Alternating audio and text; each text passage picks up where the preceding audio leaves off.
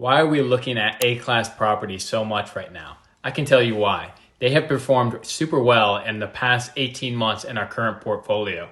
Right now, if you look at the cost of a first-time home buyer, they can't necessarily afford their first-time home at the current interest rate environments. So they still want a place to live.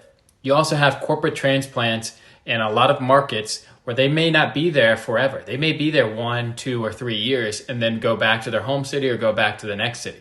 You have a lot of people working from home.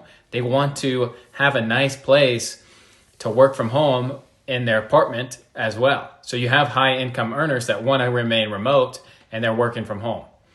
We found a lot of value in the A-class too when we're taking that over, especially from developers, is increasing market rent. They may not be pushing market rents because they just want to get it leased up.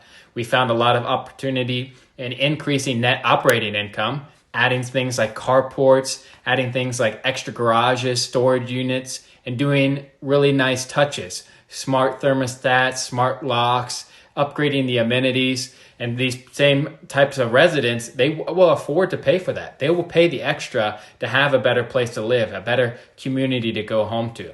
So those are some of the reasons that we're really bullish on A-class properties right now.